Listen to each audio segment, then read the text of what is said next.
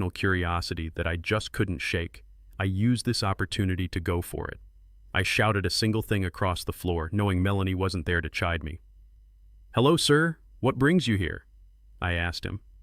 He turned his head from his fixed position in his seat and put a hand to his ear. "Clever." "I said, what brings you here?"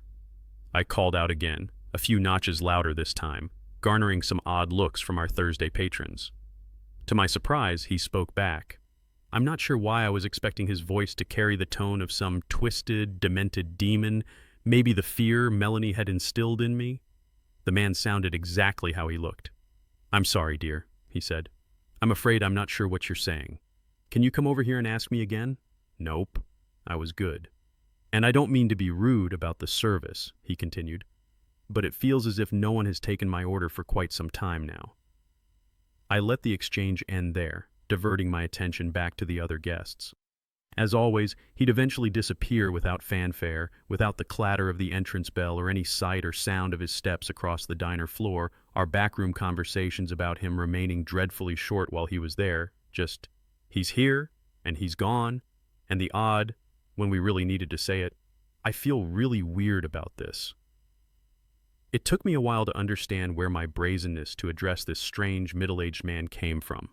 In truth, I was just afraid. His presence and all of the questions tied to his being at our diner were disrupting this otherwise great arrangement that I felt I had. It seemed right, in the moment, to stand at the very edge of my bravery and say something to him. Of course, now that he was gone, I just felt worse. The next week I was invited to something pretty interesting at work. I generally have a good amount of visibility into what Melanie, boss lady, does on a daily basis. The only element that remained elusive was her bi-weekly check-in with a particularly sharp-dressed agent-looking fella. There was a pretty consistent presence of state troopers, agents, and similarly uniformed men and women dropping into the diner, though I seldom paid it mind beyond simply noticing it.